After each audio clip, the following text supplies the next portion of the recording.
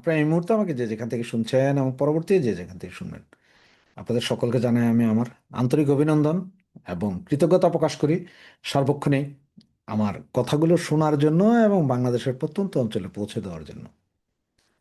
আজকে আপনারা জানেন যে 21শে ফেব্রুয়ারি, আজকে ফেব্রুয়ারি মাসে 21 তারিখ, মহান ভাষা দিবস। 1952 সালের এই দিনেই বুকের তাজা রক্ত ঢেলে মাতৃভাষা বাংলাকে প্রতিষ্ঠা করেছিলেন আমাদের দেশের সূর্য সন্তান শহীদ রফিক, জব্বার, বরকত সহ অগণিত লোক। আজকে সেই দিন। আর আজকের এই দিনেই আপনার গতকাল রাতে আপনারা অনেকেই দেখেছেন যে অবস্থাটা, সেখানে দেখেছেন যে জামাতের আমির, জামাত ইসলাম যারা নাজায়েজ বলতেন, তারাও আজকে স্বার্থের মানে বাংলাদেশকে যারা স্বীকৃতি দেননি, যারা এই মাতৃভাষাকেও স্বীকৃতি দেন নাই, যাদের কাছে উর্দুই সর্ববৃহৎ পবিত্র ভাষা, তারাও গিয়েছিলেন পলিটিক্স এবং ওখানে সাংবাদিকদের সেই জিজ্ঞাসা যে আপনারা কি এখনো ফুল দেওয়াকে নাজায়েজ ভাবেন কিনা, সেটার প্রশ্নে তিনি বিব্রত বোধ করেছেন। তো এইভাবেই আজকে ভাষা দিবস পালিত হলো, গতকাল রাত থেকে এখনো চলছে। হয়তো আজকে বিকাল 4টা 5টা পর্যন্ত চলবে। বিভিন্ন দল গ্রুপে গিয়ে ফুল দিবে, ফুল দেওয়া শুরু করবে। তো আজকের এই দিনে দুই একটা ঘটনা অবশ্য একটু দৃষ্টিকটু হয়েছে, এবং আপনারা এই মুহূর্তে ব্যানার এবং হেডলাইন দেখে আপনারা নিশ্চয়ই বুঝতে পারছেন যে আমি আজকের ভিডিওটা সরাসরি আসলে বিএনপি বা তারেক রহমানের জন্যই।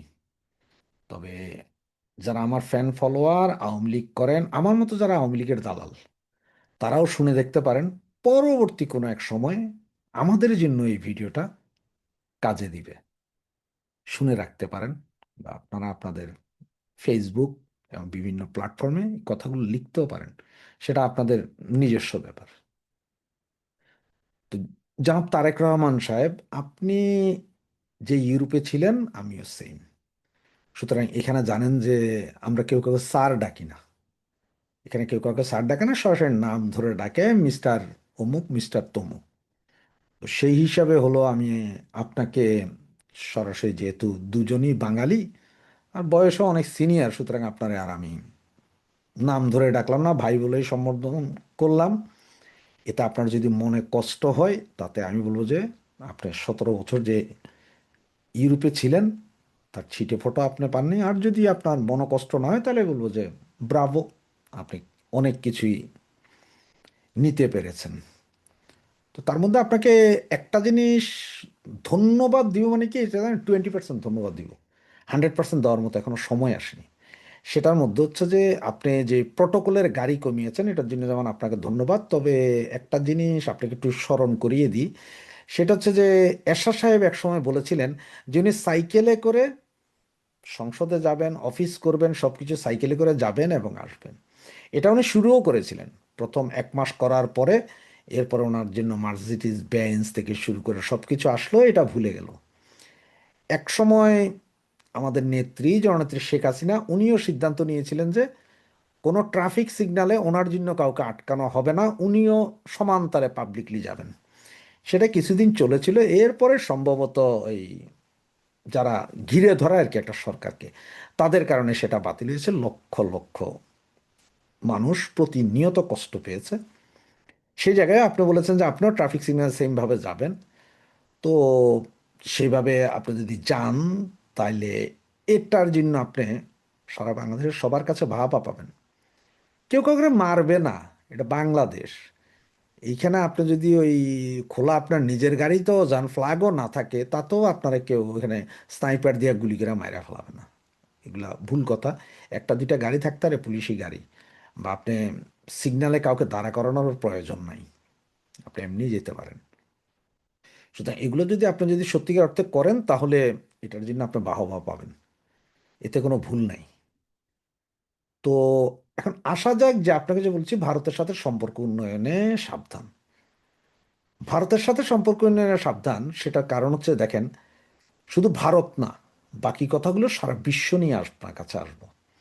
সেটা হচ্ছে যে আজকের ইত্তেফাক পত্রিকার একটা ফটোকার্ড দেখেছি, আমি জানি না সত্য কি মিথ্যা, এটা এখনো আমি জানি না, হয়তো মিথ্যা হতে পারে।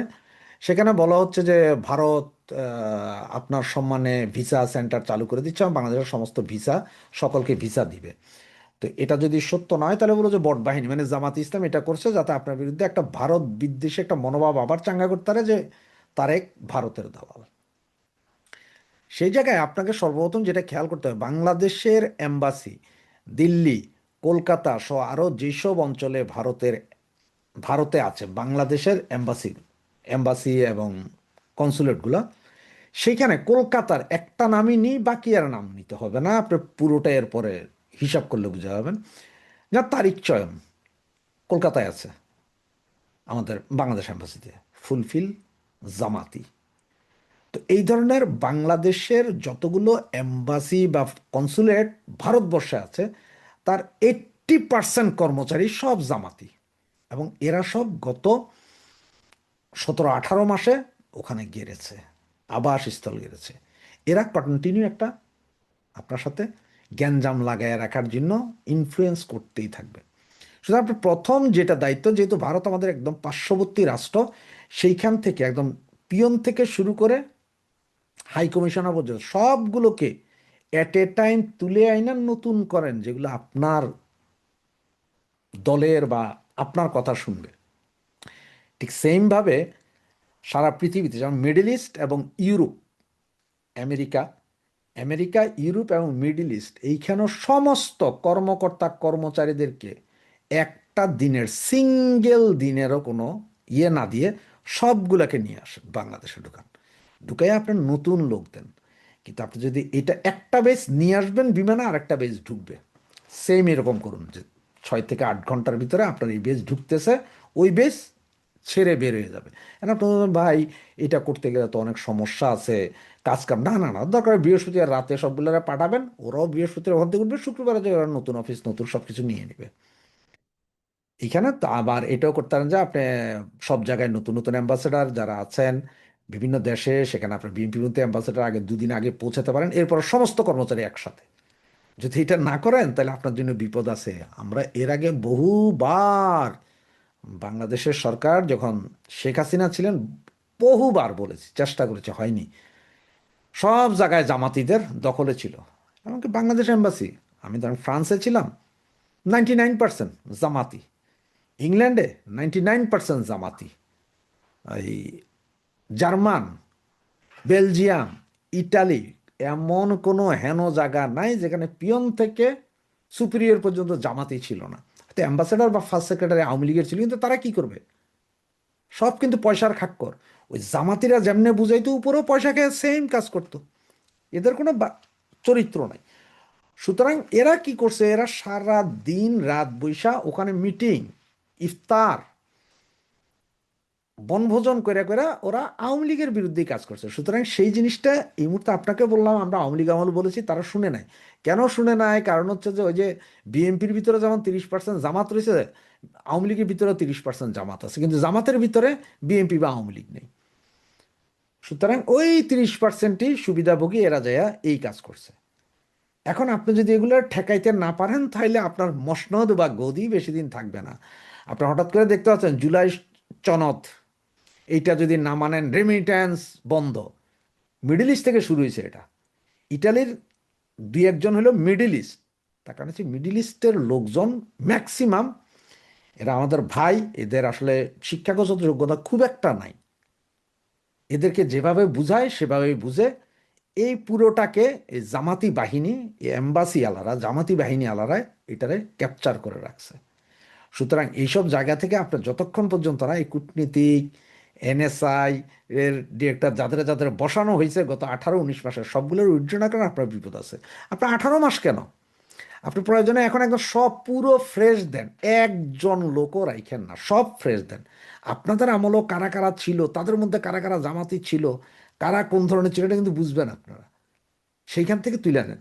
কারণ হচ্ছে যে আমি আপনাকে এই বুদ্ধিটা দিচ্ছি এই জন্যই যে আপনারা তো বলতে পারেন যে আমি তো আওয়ামী লীগ করে, আওয়ামী লীগের দালাল, তা আমি কেন বিএনপির এই বুদ্ধি বিপদে, না না না, ঘটনা হচ্ছে যে আমি আওয়ামী লীগের দালাল, আওয়ামী লীগের ভোট দিই, সব ঠিক আছে, মাগার আমি আবার ভাই চরম জামাত বিদ্বেষী, চরম মৌলবাদ বিদ্বেষী। মানে আমার যদি ক্ষমতা থাকতো পৃথিবীতে কোনো পারমাণবিক বোমা মাইরা মৌলবাদ শেষ করা যাইতো, আমি সেটাই করতাম। সুতরাং আপনি এগুলা এখন এইটার জন্য প্রয়োজন, আপনার যদি দরকার হয় না যে মোসাদের সাথে হাত মিলান, মোসাদের লোকজন দিয়ে খবর নেন কোনটা কোনটা, সব পেয়ে যাবেন। আপনার লোকজনই জানে কে কে জামাতি, এদের সবগুলো উইথড্র করেন। আর ভারত থেকে সর্বপ্রথম আপনার অলরেডি 3 দিন 4 দিন কেটে গেছে, আপনি অলরেডি 3 4 দিন অফিসও করেছেন, এখনই আপনি ক্যাশ প্রোগ্রামে নামেন, ভারতের সবগুলোরে তুলে আনেন, এবং তারিখ চয়ন, আপনাকে বারবার বলছি তারিখ চয়ন, তারিখ চয়ন, আরও অনেক যা আছে এগুলো সব জামাতের, এদের উঠান। তা না হইলে এই রমজান মাস যাবে, আপনি একটু শান্তিতে থাকবেন, কিন্তু আগামী মার্চের শেষ থেকে এপ্রিল আপনার জন্য হয়ে যাবে পথের কাটা। আর এই যে 21শে ফেব্রুয়ারি নিয়ে বললাম যে আপনাকে কিছু জিনিস আমার দৃষ্টিকটু লেগেছে, সেটা হচ্ছে দেখেন, এই রুমিনা ফারহান আপনার নিজের দলের মহিলা ছিল, গত 17 বছর ব্যাপক চিল্লাইছে আপনাদের জন্য, বহুত ইজ্জত বেইজ্জত গেছে। সে হয়তো এখন স্বতন্ত্র প্রার্থী, আর যেহেতু আপনাদের এই নির্বাচনটা ছিল মামু ভাইগনার নির্বাচন, সুতরাং স্বতন্ত্র প্রার্থী দ্বারা সে হয়েছে, 3 দিন পরে হোক 3 মাস পরে হোক সে আবার দলে ফিরে যাবে আপনারা ডাক দিলেই।